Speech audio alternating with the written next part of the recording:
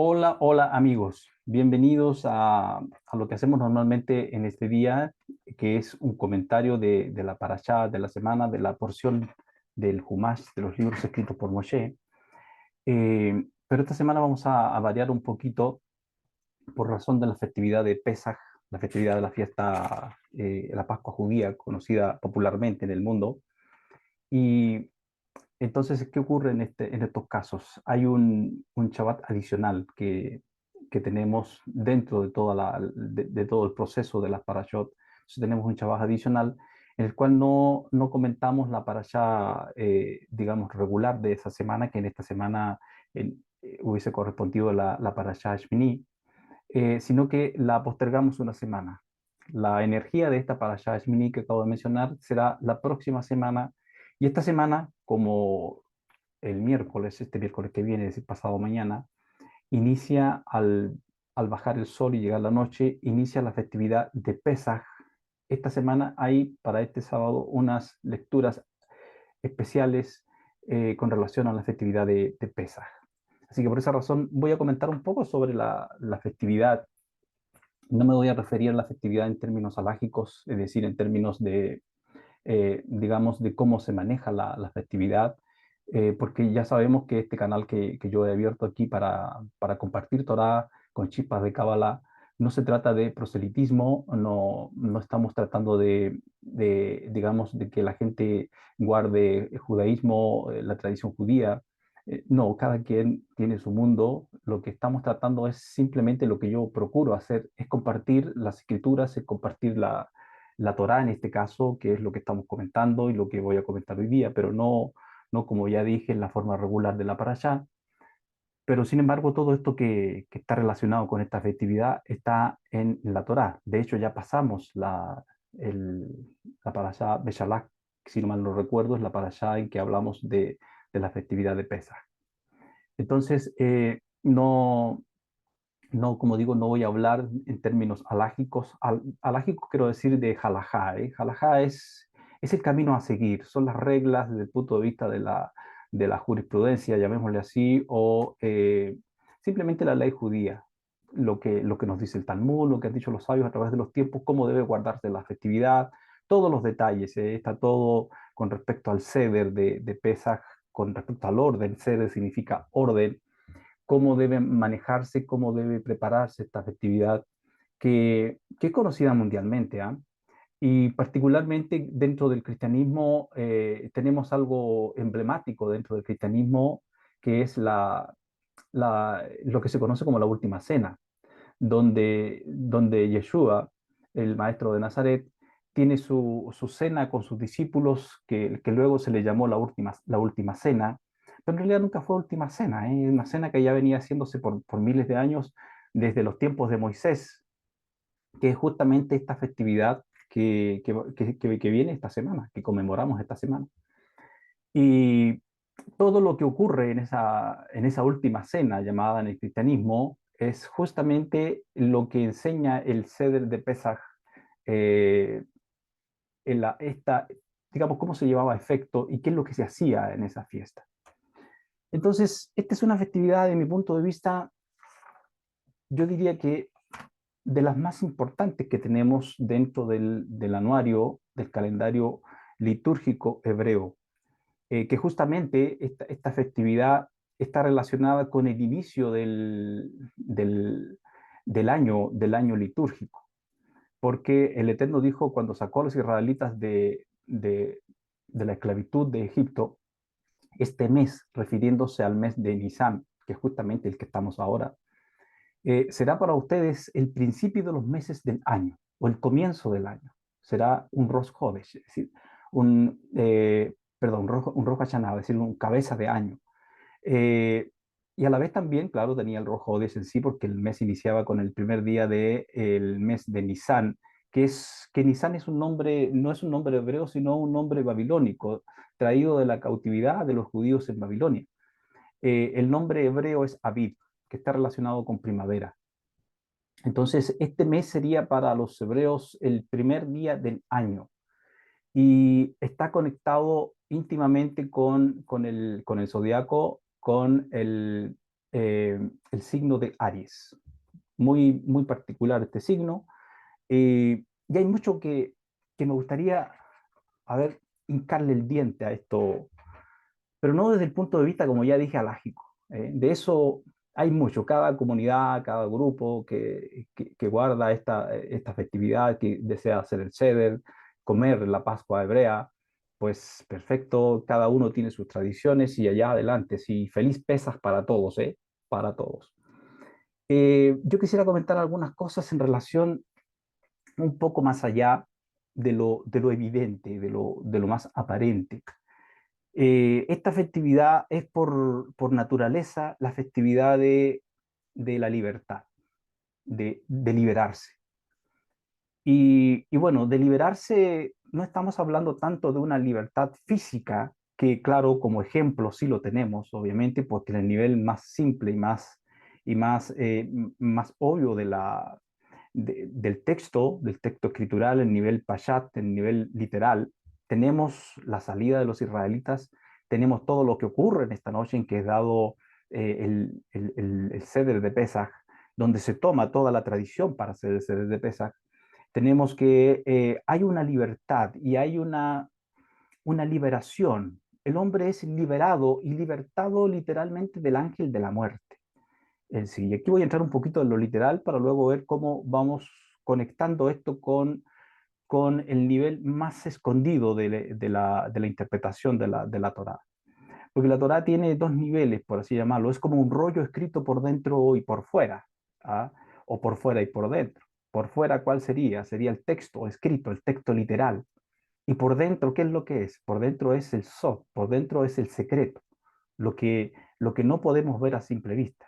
Y aquí también tenemos una conexión con estos niveles de entendimiento en que los sabios dicen que las tablas dadas, las primeras tablas que recibió Moshe, estaban escritas por dentro y por fuera, en un sentido en que se podían ver de cualquier ángulo y cualquier ángulo se podía leer lo que estaba escrito en las tablas. Es decir, había una transparencia desde lo que estaba en forma literal en cierto punto, la escritura, eh, la, los grafemas, las letras escritas, pero también se podía ver en la profundidad en que la conciencia de quien leía en ellas podía captar la profundidad de lo que indicaba el texto escrito. Entonces eso nos habla, en un sentido metafórico, de un rollo escrito por dentro y por fuera. Bueno, entonces, ¿qué tenemos aquí? Tenemos a los israelitas en una esclavitud y dije eh, que somos libres, Israel fue libre en este momento histórico, digamos, ya 3.500 años atrás, un poco más, del ángel de la muerte. ¿Por qué el ángel de la muerte?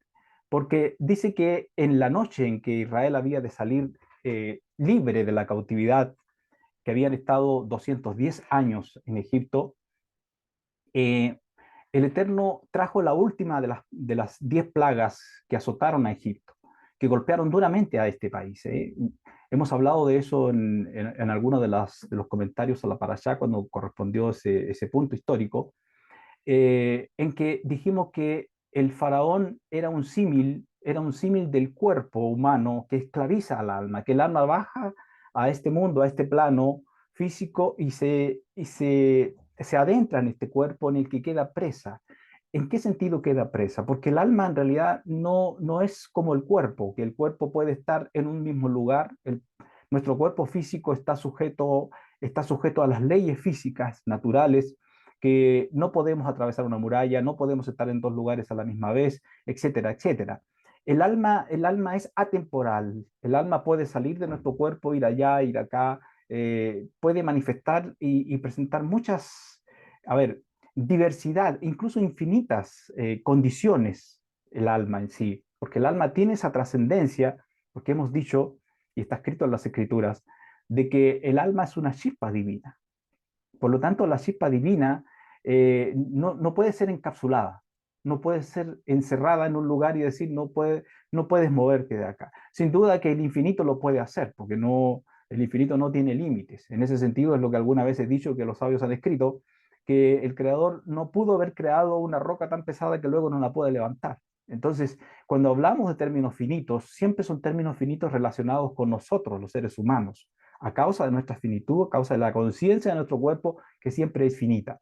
Y también, en ese sentido, podemos hablar de nuestras almas, porque en relación con el Creador, con el infinito, aún nuestras almas, aún nuestra parte más sutil y más metafísica, también puede ser manejada por el infinito de forma que nosotros no podemos entender ni comprender.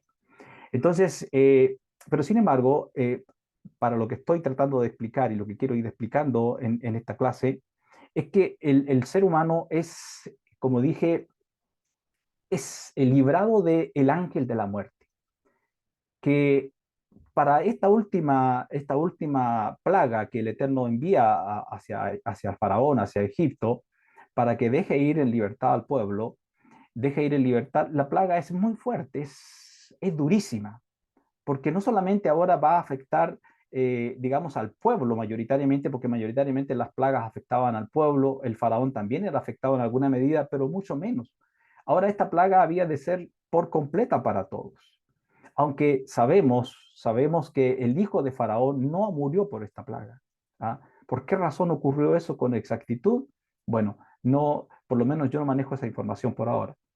Pero el hijo del faraón no murió con esta plaga, aunque las películas lo muestran que murió, qué sé yo, en realidad el hijo del faraón no murió, por alguna razón en particular que por ahora yo lo desconozco.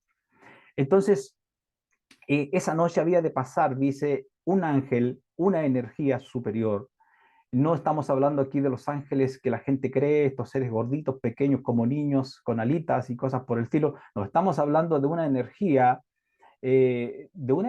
superior, una energía enviada por el Creador, enviada por el Creador de este mundo para una determinada misión. ¿Cuál era? Destruir, eliminar, matar todos los primogénitos en toda casa de los egipcios, desde los animales hasta el primogénito de las personas.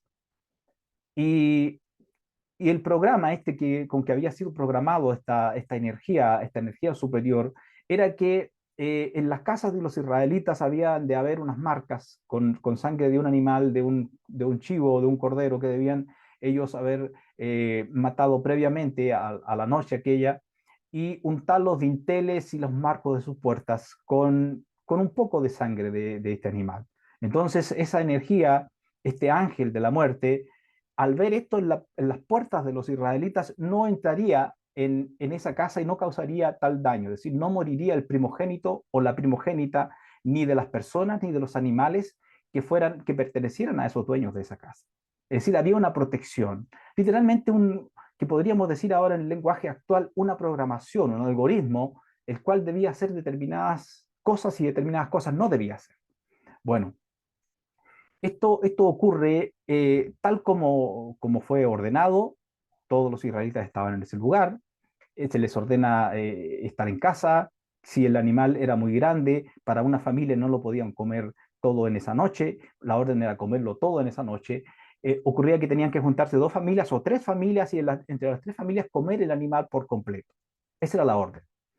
Bueno, al otro día habían de salir a la libertad y ocurre tal cual como fue dicho. ¿Qué pasó en esa noche? El ángel fue al lugar y por la noche, posiblemente a la medianoche, no sabemos exactamente en qué momento ocurrió esto en cada casa de los egipcios, el ángel entró y quitó la vida a los primogénitos, desde los animales, como dije, hasta los hijos de las personas. Entonces eso fue como el golpe más fuerte, el golpe más duro dado al ego enorme del faraón, que era justamente lo que el faraón como figura representaba dentro de toda esta trama que tenemos aquí en la Torá. Hemos dicho más de una vez que la Torá no habla de cosas, triviales en sí. Nos parece a nosotros que habla de cosas triviales y tan como, como de la vida, como de nosotros. Son ropajes, son simplemente ropajes que tiene, pero la Torá siempre va más allá.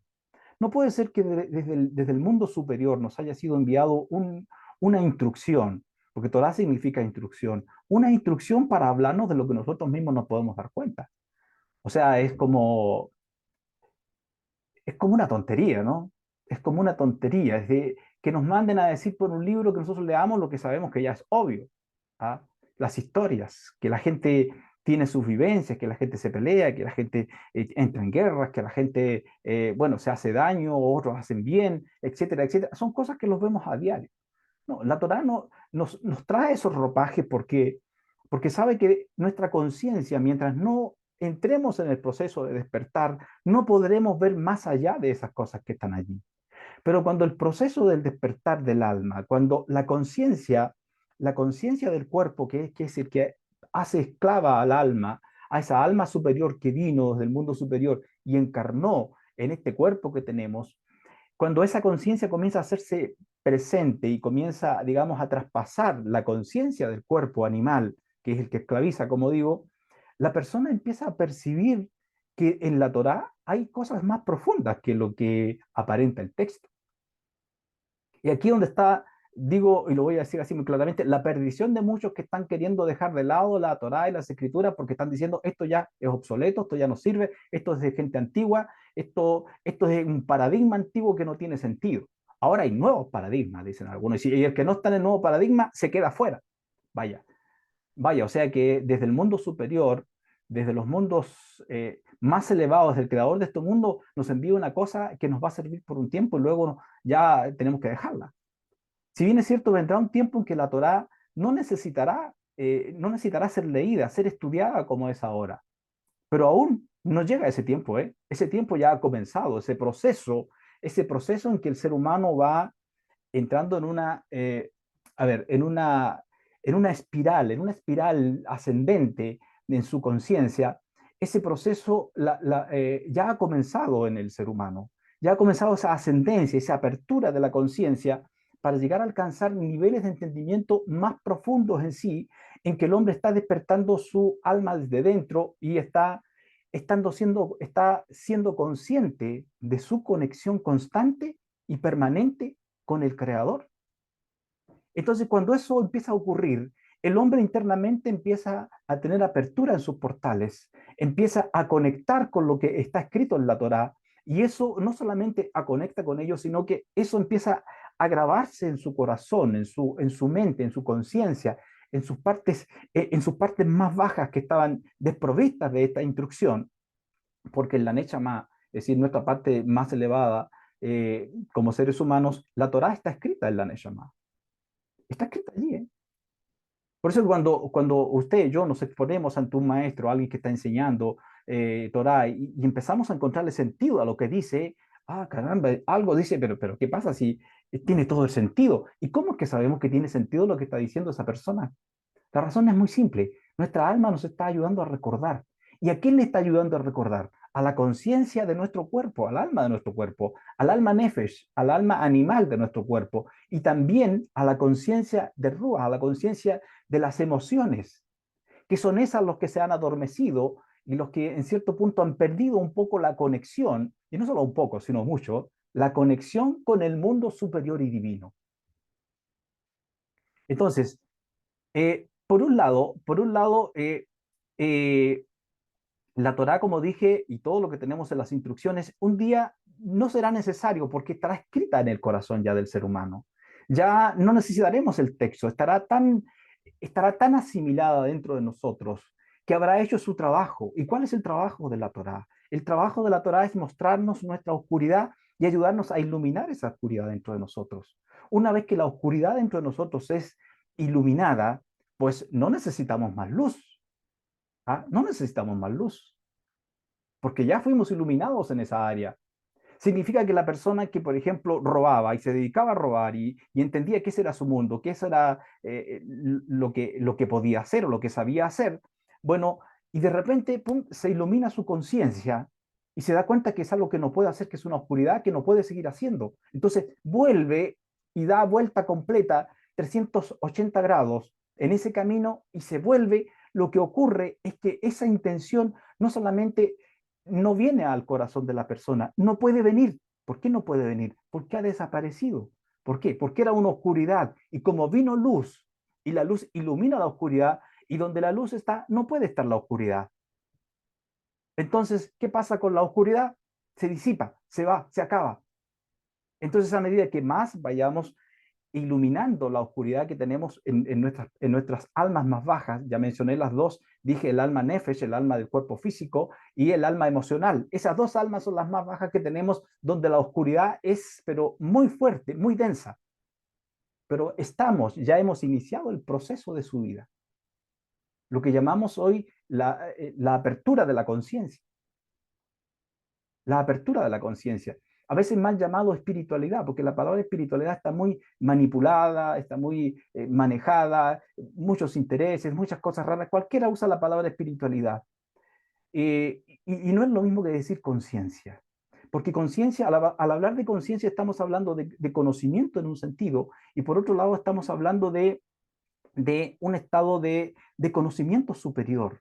No conocimiento astuto ni pillo, sino un conocimiento que ha alcanzado algo que está muy relacionado con la palabra da'at en hebreo, donde viene la palabra conocimiento, que es la palabra ruach hakodesh, es la brisa o el viento, la inspiración divina. Y esta inspiración divina tiene como, entre los muchos, digamos, trabajos que tiene con nosotros, es guiarnos a verdad y justicia, guiarnos en verdad y justicia.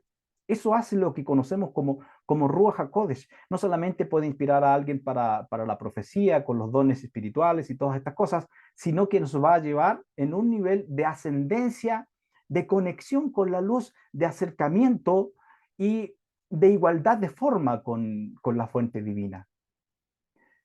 Entonces, Pesaj, esta festividad, desde mi punto de vista, bueno, y lo que he ido aprendiendo estudiando, leyendo a los sabios, desde el punto de vista de la Kabbalah, del nivel más profundo, saliéndome un poco del nivel literal, obviamente, porque si nos quedamos en el nivel literal, ¿qué vamos a hacer? Vamos a estar repitiendo el bucle que ya venimos repitiendo por 1000 años, por más de 3500 años, desde que fue dada la Torá con esto. Y la respuesta es, ¿por qué se permite que sigamos repitiendo esto? Porque aún muchos lo necesitan, muchos lo necesitamos en algunos aspectos. Mientras no encontremos el sentido de libertad completo en nosotros, mientras no lleguemos a la unificación, primero, fíjense lo que voy a decir, primero la unificación de ser capaz de unificarme con mi prójimo, porque esa es a ver, yo diría que esto es la máxima, es el código máximo que está insertado en la Torá como mensaje para nosotros los humanos, que es ama a tu prójimo como a ti mismo. Que yo lo he dicho otras veces, es ama a tu prójimo porque tu prójimo eres tú mismo. Entonces, cuando logremos conectar con esa primicia, con esa primera parte de conectar con nuestro prójimo, amarlo como a mí mismo, y eso implica, obviamente, jamás hacerle daño de ninguna forma. Si le causa algún daño, bueno, pedir perdón, pedir disculpas y reparar ese daño que hice porque no lo hice intencional. Cuando entremos en ese proceso, el segundo proceso es que automáticamente vamos a entrar en la conexión. No es que entremos en la conexión, porque yo mismo lo digo mal a veces. La forma de decirlo es, nos volvamos conscientes totalmente de que estamos siempre conectados con la fuente divina. Que no es posible que no estemos conectados con la fuente divina. Porque en Él vivimos, en Él nos movemos y en Él somos. Entonces, ¿cómo podríamos estar desconectados? Es como decir un pez que está bajo el agua, decir, me desconecto del agua. ¿Cómo se va a desconectar bajo el agua? Nosotros, decir, me desconecto del aire, del oxígeno. No podemos porque tenemos que respirarlo. Entonces, en Él vivimos, en el Creador vivimos, en Él vivimos y en Él nos movemos. En Él vivimos y en Él nos movemos constantemente. Bien, entonces, como digo, vamos en una espiral de crecimiento. Entonces, si yo sigo constantemente y mi conciencia, si hago el ceder de Pesaj, si hago todo lo que me dice la halajá con respecto a esto, y no voy más allá, no voy más allá del ritual, me quedo simplemente con la manifestación del ritual. Y eso lo voy perpetuando, lo perpetúo en mí, sigo con las mismas esclavitudes internas, sigo con los mismos elementos negativos y oscuridades dentro de mí, porque no estoy entendiendo. Entonces, sigo en un bucle sin sentido. ¡Pum! Un año tras otro, viene Pesaj, viene Yom Kippur, viene Shavuot, vienen las otras festividades, vienen todas las festividades. Y yo entro en el mismo bucle otra vez y sigo en lo mismo y sigo en lo mismo, pero mi conciencia sigue dormida, porque no estoy entendiendo la esencialidad que me está mostrando esta festividad. Y entonces vayamos entrando un poco más allá. ¿Qué es la esencia de Pesaj? Es la libertad. ¿Y la libertad de qué? Del ángel de la muerte. Porque el ángel de la muerte pasó por sobre las casas de los israelitas, por sobre las casas de los hebreos, y no entró en las casas de ellos. Entonces, hay dos tipos de muertes enseñados en las escrituras. Una es la muerte física y otra es la muerte espiritual en un sentido. Alguien podrá decir que no existe la muerte espiritual. En un sentido sí, en un sentido sí. Porque el creador, como dije, no existe una piedra que él no pueda levantar. La pregunta ¿es posible que él pueda alejar de sí una neshama, de sí mismo, alejarla? Sí que sí. Hay un término escritural que se llama caret, que es cortar, cercenar, quitar. Entonces quiere decir que un alma después que ha reencarnado las veces que le es permitido reencarnar y no hace su tikkun personal, no realiza su transformación personal, llega un momento en que esa alma es cercenada, digamos así, de la conciencia llamada Israel, de este nivel llamado de conciencia Israel, que es un nivel de conciencia elevado que conecta con el mundo superior. Entonces, cuando, cuando la persona tiene el deseo de la adhesión, de conexión con el mundo superior, con el creador, esa alma tiene la apertura y tiene la entrada y le son dadas las fórmulas, le es dado entender la fórmula, cómo subir, cómo entrar en la espiral de ascendencia. Lo he mencionado como espiral, pero tenemos otro elemento que es muy importante, que es el arquetipo llamado el árbol de la vida, que es literalmente lo que se conoce también como la escalera de Jacob. Cuando Jacob tiene el sueño en que sueña que una escalera está apoyada en la tierra, una punta de la escalera apoyada en la tierra, la otra arriba, y arriba está el creador. Y ángeles subían y bajaban, es decir, energías inteligentes trabajando a favor del ser humano, a favor de la redención humana, están ahí constantemente trabajando. Esa es la escalera que tiene toda una cantidad de explicaciones y una cantidad de fórmulas, una cantidad de entendimiento, de luz, de conciencia, que nos ayuda en este proceso que yo acabo de mencionar como una espiral ascendente. Es lo mismo, ¿eh? Son metáforas distintas que uno va sacando mientras está, en este caso estoy enseñando yo. Entonces, cuando empezamos a entender la esencia de las festividades, la esencia de estos portales, la esencia de estos portales de luz, de estos portales especiales en el tiempo, en el tiempo, entre la causa y el efecto. ¿Cuál sería para un año la causa y el efecto? La causa sería inicial el Rosh, la cabeza del año. El efecto es todo el trayecto hasta retornar otra vez a la cabeza. Entonces, el tiempo es una espiral. El tiempo es una espiral redonda, es circular. Es por eso que todos los años llegamos otra vez a la misma fecha. Llegamos a la misma fecha y conectamos otra vez con eso. ¿Por qué? Porque mientras estemos en este cuerpo físico y no tengamos por completo este estado redentivo por dentro y estemos iluminados por completo, vamos a necesitar de estos, a ver, de estos ayudantes, llamémosle así, de estos maestros, de estos pedagogos, de estas figuras pedagógicas que tenemos con las festividades, con todos estos moed, estos tiempos señalados durante el año.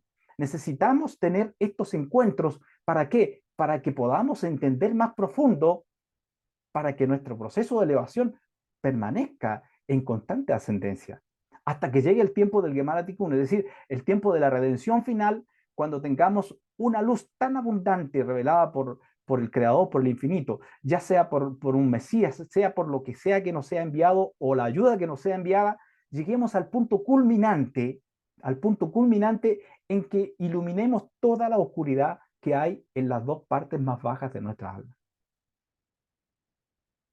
Cuando eso ocurra, ocurrirá lo que dije hace un rato.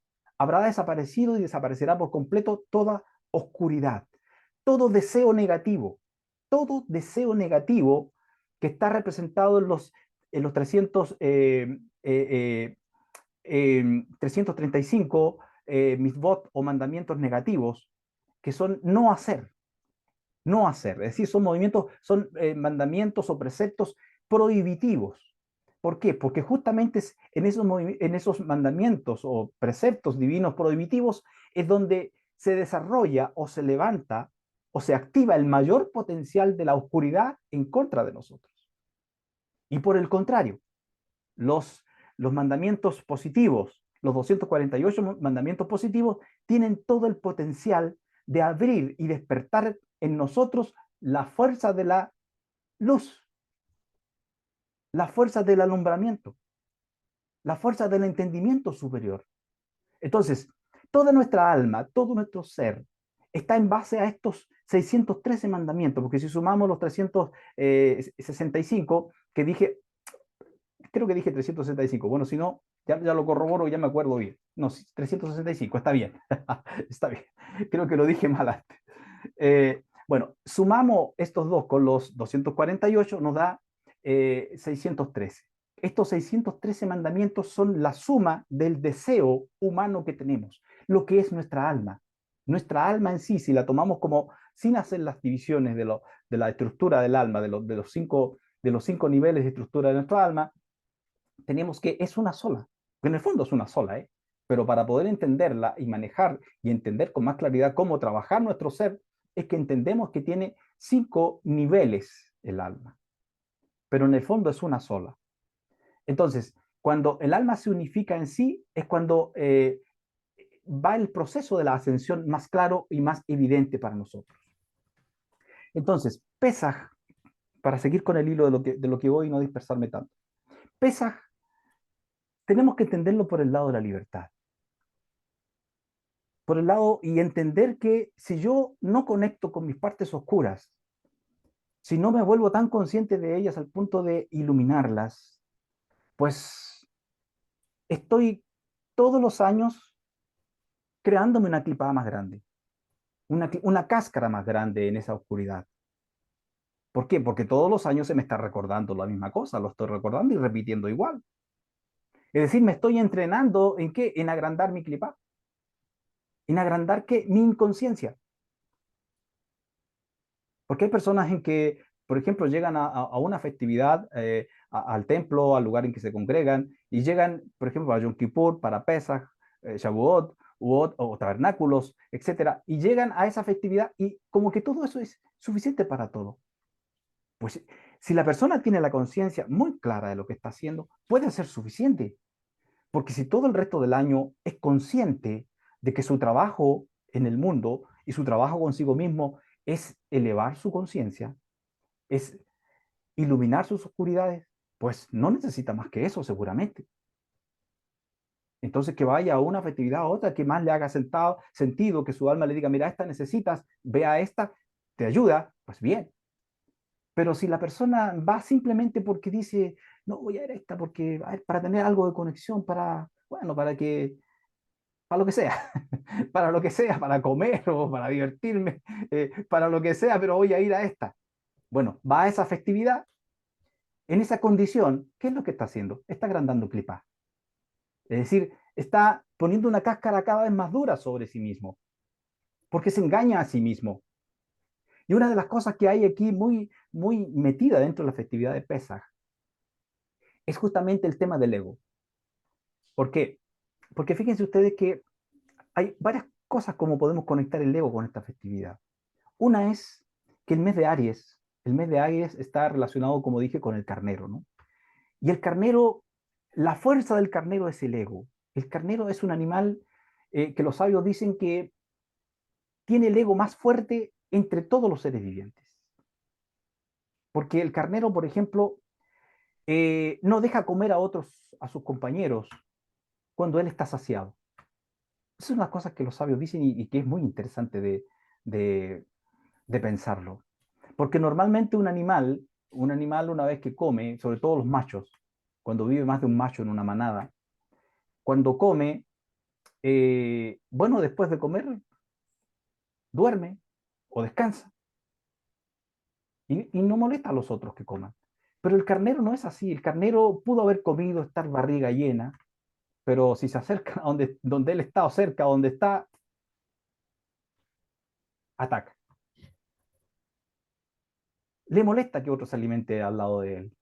O sea, es porque su ego es insaciable. Entonces, y el símbolo justamente de los egipcios, y manifestado particularmente en el faraón, en Paró, es justamente el carnero. ¿Y qué le ocurría a Paró? Paró en un momento determinado, cuando estaba el proceso de las plagas, ya decía, está bien, suficiente con esto ya no doy más, así que ya que váyanse, váyanse a la libertad, váyanse. Pero ¿qué pasaba? Luego se arrepentía. ¿Qué es lo que es eso? El carnero, ¿no? El carnero. Aunque esté lleno, aunque en un momento determinado diga ya suficiente, pero ve que alguien tocó su comida, va y lo ataca. Bueno, ese ego entra en un nivel tan profundo que es el nivel de Amalek. El nivel de Amalek, que es una simbología, de ahí vienen los críticos que ignoran tantas cosas y critican cosas que no saben. Eh, Dicen, pero ¿cómo es posible que Dios haya mandado a eliminar toda esta nación? No tienen idea lo que es Amalek, no tienen la más mínima idea. Amalek se manifiesta en una forma física en un pueblo, eh, pero también tiene una manifestación que es la más grande, que es la manifestación interna, interna a nivel espiritual, a nivel metafísico. ¿Cuál es esa manifestación? La manifestación del ego, en su máxima expresión, en su máxima expresión destructora. Porque en este sentido, cuando Amalek se manifiesta en el ego de una persona, lo hace cavar un agujero tan profundo para sí mismo y luego le dice, mira, métete aquí, que aquí está perfecto. Y la persona sabe que se va a meter donde no tiene retorno. Es decir, el ego de Amalek ni siquiera permite que la persona entre en un estado de estupor mental y diga, y no se dé cuenta que se metió en el agujero. No, la persona sabe que se está metiendo en el hoyo. Lo sabe, 100% lo sabe.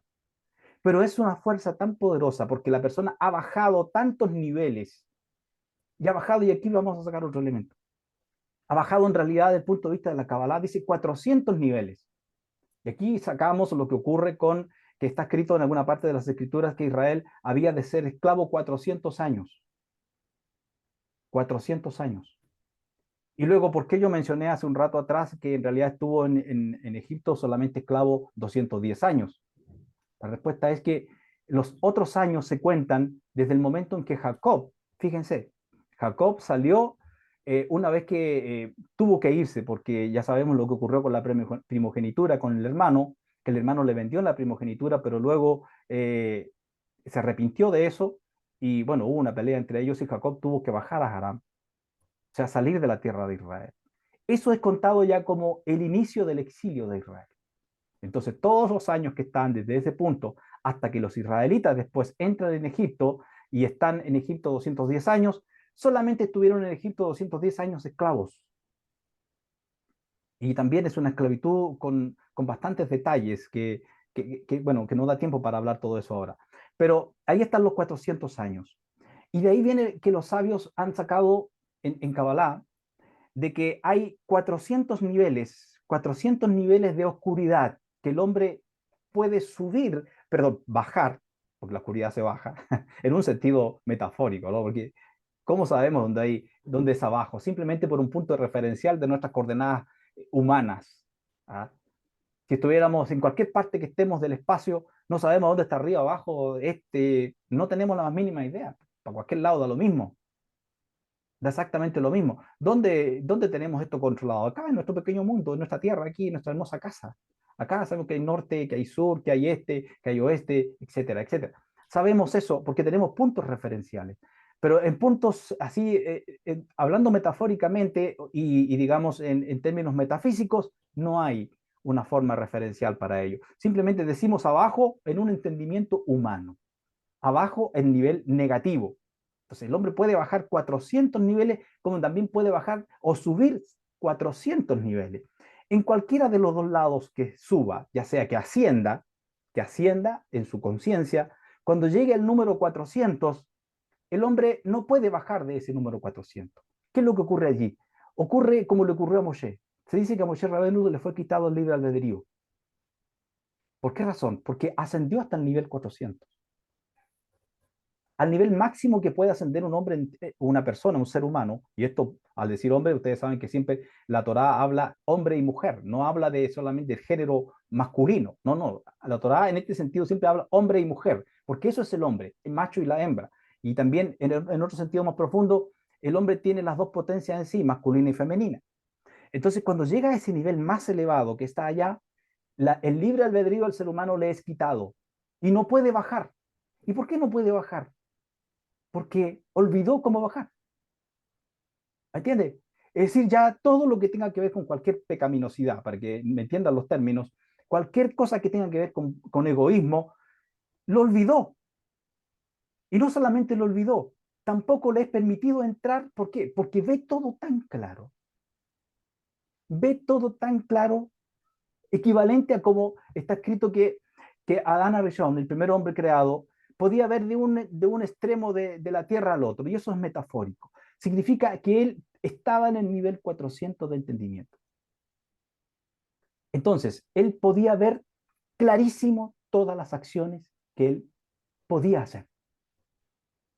Y todo lo que tenía que ver con desvío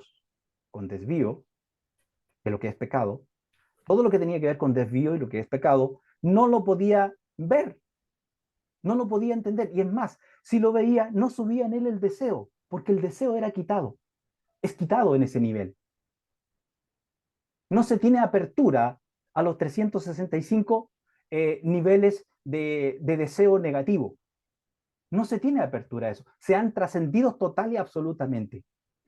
Pero ocurre también todo lo contrario con la persona que desciende los 400 niveles hacia el lado negativo, hacia el lado de la clipa, hacia el lado de la oscuridad. También le es quitado el libre albedrío. Al punto que le es quitado a tal punto que no puede subir luego. Es decir, cavó un agujero tan profundo del cual no le es permitido luego salir. Ahora, ¿qué tiene que ver esto con nosotros? Tiene mucho que ver.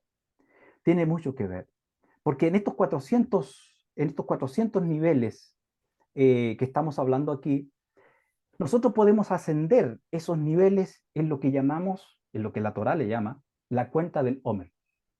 Por eso que la festividad de Pesaj, desde el punto de vista de la Kabbalah, tiene unos escalones muy distintos a verlos desde el punto de vista simplemente alágico, simplemente de una tradición, de una cena, de una comida, que tiene su importancia, compartir, estar allí. Bueno, todo tiene su razón de ser. No estamos en contra de quienes lo hacen de ninguna forma, ¿eh? Para nada.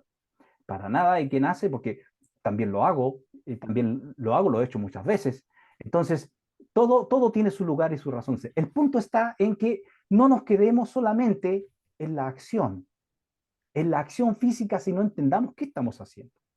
Entonces, eh, son la cuenta del Homer. ¿Qué es la cuenta del Homer?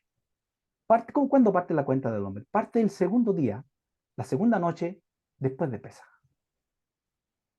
Entonces parte la cuenta del Homer, en donde tomando las sefirot del árbol de la vida, y como un árbol de la vida tiene 10 sefirot y dentro de cada sefirá hay otro árbol de la vida, entonces, ¿de dónde saca el número 400 aquí? Primero ya lo dije, ¿no?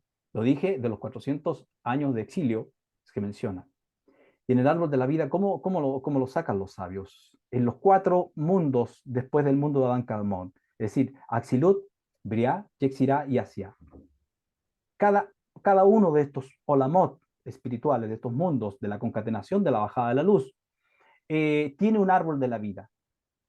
Y cada una de esas sefirot de cada árbol de la vida que tiene cada una de estos mundos superiores, tiene otro árbol más. Entonces, son 4. Y los 4 tienen 10 sefirot dentro de sí. Esos 4 árboles, más los cuatro árboles que tienen dentro de cada sefirá, suman número 400. Ahora los sabios dicen lo siguiente aquí. De aquí vienen dos cosas. Viene el conteo del Homer, que son 49 días, que en el fondo son 50. Pero hay una del cuento de esto que está reservada para el final, que será en el Gemara Tiku, que ese es un punto que habría que estudiarlo aparte. Pero tenemos 49 días que vamos contando y vamos tomando sabidurías, vamos tomando puntos de elevación de la conciencia humana, en que si nosotros, ahora que yo estoy enseñando esto, por lo menos para el grupo aquí, quienes escuchen esta enseñanza, esta clase, quieren contar la cuenta del Homer y recibir también lo que es a ver, las conexiones, porque ese es el nombre correcto, las conexiones, es decir, cada reflexión que se hace con respecto a una sefirá del árbol de la vida es una conexión. ¿Conexión de qué? Conexión de mi mundo interno con el mundo superior, que está internamente en mí también, porque dentro de mí lo trabajo primero, pero claro, como estamos todos, para que nos entendamos la idea, conectamos con el mundo superior que está dentro de nosotros igual. Entonces, al ir conectando con estas, dicen los sabios que se nos permite, cuando tenemos la intención de adhesión con el Creador y tenemos estas cosas que he estado explicando yo, eh, digamos, tenemos la intención de acercarme al Creador con el deseo de iluminar mi vida y que mi conciencia se expanda hacia el punto del bien, se nos permite llegar al número 400 contando los 49 días. ¿Para llegar a qué? Fíjense lo que ocurre aquí. Esto es muy interesante. Porque se cree que la festividad de Pesaj, que solamente el día, 2 días en la diáspora fuera de Israel, en Israel un día. No, se cree que es la noche del Seder. No, no es la noche del Seder. Eso es el inicio. Pesaj comienza con la noche del Seder y termina con la festividad de Shavuot. ¿Qué es lo que conmemora la festividad de Shavuot? La entrega de los Aseret Dibrot, lo que mal conocido se conoce en el mundo como los 10 mandamientos. Son las 10 alocuciones 10 alocuciones entregadas por el Eterno para el ser humano, no para un pueblo en especial, porque fue dado en el desierto. Si hubiese sido dado en Israel, posiblemente podrían decir, no, fue dada para los israelitas. Fue dada en el desierto, señores. Y estas son las cosas que dan pena, y lo voy a decir, pero dan pena. Cuando escuchamos a un hebreo, a un judío, decir, no, que la Torah es nuestra. La Torah es nuestra, la Torah es de los judíos. ¿Saben lo que estamos escuchando allí? Una persona, lo digo con todo el respeto de mi corazón, con todo el respeto, pero estamos escuchando a una persona que no sabe dónde está parada todavía, que no tiene idea quién es su Dios, no tiene idea quién es Dios, no tiene idea quién es el ser de las 4 letras, no tiene la más mínima idea quién es Él. Lo único que sabe es que nació de un padre y una madre judía, pero no sabe quién es.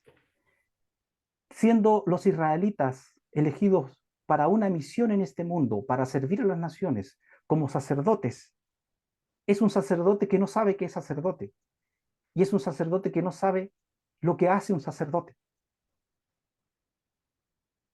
Entonces, ¿cuánto le falta entender a esa persona? ¿Cuánto le falta entender a muchos todavía que no se trata de que dejen al resto del mundo fuera, señores? Eso es el peor error que están haciendo. Es el peor error que están haciendo. Por favor, no lo hagan más. No se ceguen más con eso. Abran su corazón, abran su corazón, ábranlo al mundo. Que en su corazón caiga el mundo, que así como el Cohen Gadol llevaba el pectoral de las 12 tribus, y dice y lo llevaba ¿dónde? Aquí en el pecho. ¿Por qué lo llevaba en el pecho? Para que esté, dice Israel, cerca del corazón del Cohen. El Cohen debía amar al pueblo, debía amarlos. ¿Para qué? Para que las cabanot del Cohen, fíjense lo que estoy diciendo, para que el pensamiento del Cohen, la concentración del Cohen, cuando entraba a hacer la expiación por el pueblo, a hacer rezos, a hacer las conexiones con el pueblo, hubiese amor hacia el pueblo y no hubiesen otras cosas. ¿Por qué? Porque el Or Pashut, la luz infinita del Creador, lo que potencia en nosotros es nuestra intención. Entonces el Creador hasta en eso se ocupó. Lleva el pectoral aquí en el pecho, cerca de tu corazón. ¿Para qué? Para que ames al pueblo. Porque allí los vas cargando. Entonces, mientras haya el egoísmo que hay con esto, mientras haya este estupor de mente, no avanzamos mucho, ¿eh? No avanzamos mucho en el proceso de la conciencia. Abran, ábranse. Todos estamos en el barco. Todos estamos en el barco, señores. Si el Creador decide en un momento exterminar este mundo, que no damos más, que no damos más, no habrá diferencias. El Creador exterminará y dejará a los que Él tenga que dejar, porque sabemos que el mundo no se va a acabar. Lo sabemos, ¿eh? El mundo no se acabará. Podrán acabarse generaciones, países. Ayer no tenga misericordia de todos nosotros. Podrá ocurrir eso, pero siempre habrá un remanente porque continuará. Porque el proceso de la redención del alma humana, de la redención de la primera alma, tiene que llegar a su punto culminante. Y llegará. Llegará. Nadie puede parar esa obra divina. Entonces, apertura del corazón. Apertura. Con, vuelvo a lo que estaba diciendo, los 49 días de cuenta del Homer son un tiempo de elevación. ¿Para qué? Para alcanzar ese nivel. Y ese nivel viene con una sola cosa. El nivel de entendimiento o de elevación espiritual nos puede venir con una sola cosa. Y aquí vuelvo a insertar de lo que estoy desde mi alma muy convencido, que la Torá no ha dejado de ser, todavía no viene el tiempo, todavía no ha llegado ese tiempo, absolutamente no. Eh, para alcanzar ese nivel de conciencia de los 400 niveles donde el hombre puede tener la apertura de conciencia para la conexión divina constante y permanente en él, se llega en la festividad de Shavuot. ¿Qué ocurre en Shavuot? No se es entregada la Torá. Por lo tanto, quiere decir que la Torá tiene el potencial de ayudarnos a esa conexión, de ayudarnos a lograr esa conexión. Moshe le dice en un momento al Eterno, le dice mientras habla con él. Ya sabemos, lo he explicado en otras clases, que este personaje que hablaba con Moshe era Metatrón, pero que en sí llevaba el nombre del creador, Yud-Heh Vav-Heh. Y Moshe le dice, si he encontrado gracia, si, si tengo el mérito contigo, muéstrame, muéstrame tu gloria, muéstrame tu esencia. ¿Qué es lo que le dice el ser que hablaba con él? Le dice, no puedes verme en mi esencia, porque hombre que me vea muere, no puede continuar en la vida física. Pero te permitiré ver, le dice, mis espaldas. ¿Qué espaldas? Te permitiré ver mi creación, cómo creo, los secretos de la creación, los secretos de la existencia, los secretos de las conexiones, los secretos de la elevación, te los mostraré. Y Moshe se dice que llegó, le fue revelado hasta hasta el número 49 de elevación. ¿Y qué fue lo que recibió Moshe? La Torah. ¿Cómo podemos alcanzar nosotros entonces niveles profundos de entendimiento? Conociendo la Torah. Como el Da'at que es una, a ver, que es una energía que está en el árbol de la vida, en un lugar que le llamamos el Tejón, lugar del abismo. El Da'at es conocimiento por un lado, pero por otro lado también es el conocimiento, es la apertura, es donde está el potencial, y no solo el potencial, está en acto la capacidad de entender el bien y el mal.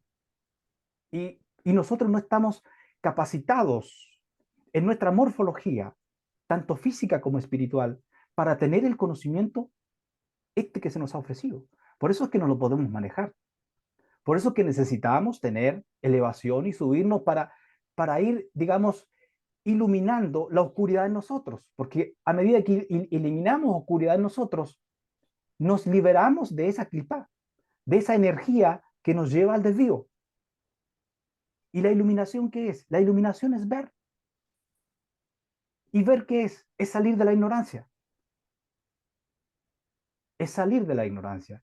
Entre más vamos entendiendo, entre más vamos comprendiendo, más vamos saliendo de la ignorancia, más vamos observando, más vamos viendo. Y vamos conectando una cosa con la otra. Y nos vamos pareciendo más a quién, al Creador, que debe ser nuestra única meta en la vida, ¿eh? O la mayor meta en nuestra vida, parecernos a Él, hasta el punto de alcanzar la semejanza con Él. Bien, entonces, haciendo el conteo del Homer, que es muy importante que lo hagamos a conciencia y que tengamos las cabanot, es decir, tengamos como dije, las conexiones con las sefirot y las meditemos y las pensemos, y tome yo un día y tomen ustedes un día también para leer una cosa que nos va a demorar a lo sumo 10 minutos, ¿eh? 10 minutos las leemos y durante el día las pensamos y las meditamos y nos ponemos atención qué cosas, cómo vamos con eso que leímos, ¿ah? ¿En qué chocamos? ¿Cuándo lo hacemos bien? ¿Cuándo lo hacemos mal? ¿Por qué? Y vamos encontrando y buscamos subir en eso. Entonces, son 49 días que vamos a ir sintiendo que vamos elevándonos, elevándonos, hasta que llegamos al punto, llegamos y nos encontramos que el número 50, que es también lo mismo que los sabios dicen en otros niveles de estudio de Kabbalah, las 50 puertas de Binah, los 50 portales, las 50 aperturas de Binah. Se refiere exactamente a lo mismo que vengo hablando. Las 50 puertas son las que nos ayudan, que nos ha sido dado como gracia divina para alcanzar los 400 niveles.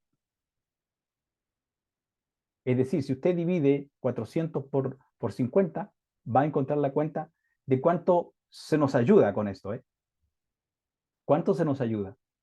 Porque solo se nos da a subir 49 portales, 49 niveles, y con eso se nos dan los 400 niveles en los cuales había caído el hombre en bajada. Porque Israel en el tiempo de Egipto, hay muchas cosas que no se saben a nivel digamos, de lo más común de la gente, ¿no? Y que no se saben con Israel. Israel, por ejemplo, en el tiempo de la esclavitud, no eran tanto como esclavos, tan como nosotros podemos pensar, ¿eh? Si bien es cierto, hubo opresión en algunos momentos, qué sé yo, pero también hubo, a causa de que Israel tenía muchos conocimientos más allá de los físicos, metafísicos. Y bueno, hay ciertas teorías que no puedo asegurarlas, pero las voy a comentar por lo menos, de que los israelitas tenían la capacidad de, de mover, de mover las cosas físicas con una energía metafísica. Eso implicó que estuvieran quizás metidos en ciertos conocimientos que no están permitidos para el ser humano, no de lo más puro en algún caso, ¿eh? Eso hizo que ellos bajaran mucho de nivel clipa. Por esa razón, después cuando el creador los saca de Egipto para elevarlos, sacarlos del agujero, sacarlos del agujero en que estaban, es que los lleva en este proceso de elevación. Y ocurre mismo con todas las almas, porque hemos dicho que cuando en la Torá se menciona, y con esto ya termino, cuando en la Torá se menciona que el libro de Shemot, Éxodo, se menciona de que los israelitas descendieron a, a la tierra de Egipto, dice, ellos en los que están descendiendo, habla en un presente continuo, un presente continuo. Y al hablar en un presente continuo es algo muy revelador. ¿Por qué? Porque está indicando claramente el pasaje que los sabios en Kabbalah utilizan para decir, es una muestra de cuando las almas descienden al cuerpo físico, a esclavizarse en un cuerpo físico. Ya dije que el alma era libre, pero el alma viene y se esclaviza en un cuerpo físico. El alma superior, la Neshama, porque las almas inferiores ya las traemos de nuestros padres. Bueno, ahí sería otro tema explicarlo, ¿no? Eso que acabo de decir. Ya traemos eso que el alma comienza el proceso de vida biológica eh, a través de nuestros padres, nuestra madre en su vientre. Eh, pero el alma que desciende es un alma que desciende del mundo superior y viene pura. ¿Cuáles son las almas que están impuras que tienen que elevarse allí? son dos energías, que ya las mencioné hace un rato, Nefesh y Ruach. Nefesh y Ruach. Muy bien, termino con esto. Les deseo a todos que tengan una festividad feliz en familia, con amigos. Inviten a alguien a comer, a alguien que quizás tenga alguna dificultad. Eso es muy bueno hacerlo. Hay un pasaje, fíjense que cuando se lee el Seder de Pesach, cuando se está en eso, está entre las primeras líneas, donde dice, todo el que tenga hambre, venga a comer. Bueno, vayamos más allá con esas cosas que están en literal, el que tenga hambre. A veces los más hambrientos somos nosotros, ¿eh? Los más hambrientos somos nosotros internamente, con mucha oscuridad. Mírate la oscuridad, está diciendo ese pasaje, obsérvate. Pero si textualmente alguien viene y golpea la puerta, es un pobre, es alguien que no sabemos, alguien que sabemos que está con una dificultad, podemos invitar. Y muy bien, tener a alguien invitado. Y no solamente en el sede de Pesaj. Cuando tengamos la posibilidad de invitar a alguien que sabemos que está en necesidad, no lo dudemos, ¿eh? Que en nuestra mesa siempre haya un plato más, que nuestra olla nunca, en casa nunca tenga solo justo para la familia. Esa es una actitud de carencia horrible, espantosa, y que llama carencia a las casas. Aunque diga usted me va a quedar un poco en la olla, no importa, se lo puede comer después si no viene nadie. Pero ¿qué pasa si alguien viene y usted no tiene nada para ofrecerle? ¿Cómo puede ser eso? No debe ser, no debe pillarnos eso, ¿eh? Debemos ser hospitalarios en eso. No debemos nunca hacer la comida justa para la familia, jamás. ¿Por qué? Porque en ese sentido estamos sembrando para nosotros mismos. Yo tengo que agradecer una cosa y con esto honro a mi padre, a la memoria de mi padre, que ya no está aquí, eh, y también honro la de mi madre, que sí está aquí gracias al Eterno, que en mi casa siempre, o sea, fue una cosa que cuando yo era niño, y después también, bueno, después ya salí de casa, obvio que uno se va de la casa, pero cuando yo era niño y vivía en casa de papá, mi papá llegaba de vez en cuando con alguna persona desconocida a comer a la casa, que nunca había visto y se la encontraba por ahí, y lo invitaba a comer, a almorzar o a la hora de la cena, qué sé yo, y llegaba. Mamá jamás le puso un problema, nunca, nunca. Y ahí estaba ella con su mejor ánimo y su mejor voluntad atendiendo a la persona. Ningún problema. Eso es muy bello, ¿eh? Son cosas que uno lleva atesoradas en el corazón y que le son sembradas profundamente en el ser de uno. Y que uno los agradece después, porque eso viene de los ancestros. Vaya a saber uno, ¿quién enseñó eso a mi padre? ¿De dónde vino? ¿Qué ancestro tuvo ese mérito de que aún para yo ser una cuarta generación, lo esté aprendiendo y también yo lo puedo inculcar a mi generación? Les sugiero que inculquen estas cosas, que las lleven ustedes dentro de sí. Sean generosos, sean siempre generosos, abundantes, abundantes, porque en la medida que ustedes no sean escasos, porque aquí está la ley de la reciprocidad en este universo. Miren, de hecho, iba a comenzar a hablar con eso, y estoy terminando con eso. La ley de la reciprocidad, porque el universo nos da lo que llevamos en el corazón, lo que llevamos en el alma. Eso es lo que nos da. Y la energía que llevamos, eso también atraemos. Entonces, cuando una persona tiene necesidad en sí, pero tiene la conciencia de carencia en su corazón, ¿qué es lo que va a traer? Pues carencia, carencia. Sobre todo cuando si está en abundancia no se acuerda de nadie. Estoy abundante, ¿qué problema? No, cuando está en abundancia usted no puede olvidar que hay alguien que puede necesitar algo. Cuando dé, sea abundante. Suelte, suelte. No hay problema, no sé qué decir nada, claro, porque ahí tenemos que aplicar Geburá, ¿no?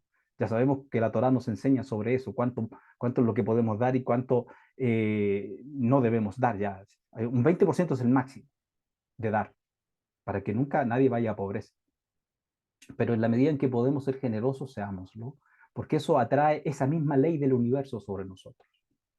No crea que se va a empobrecer, ¿ah? No, si usted cuando va a dar algo, tiene la más mínima, a ver, tiene el más mínimo pensamiento que se va a poner pobre, no dé. No dé. ¿Sabe por qué no tiene que dar? Porque el universo le va a potenciar ese pensamiento negativo que tiene ahí. Entonces no dé. de cuando su corazón esté feliz y diga, ah, qué rico, tengo la oportunidad de dar aquí. ¿Qué es lo que va a potenciar el universo allí en su corazón? Pues ese sentimiento. Y ese sentimiento va a bajar ¿con qué? Con abundancia para usted. El chefa. El chefa se abre la ventana, en par. Bien, muchas bendiciones para todos. Feliz Pesaj. Muchas bendiciones. Paz, shalom.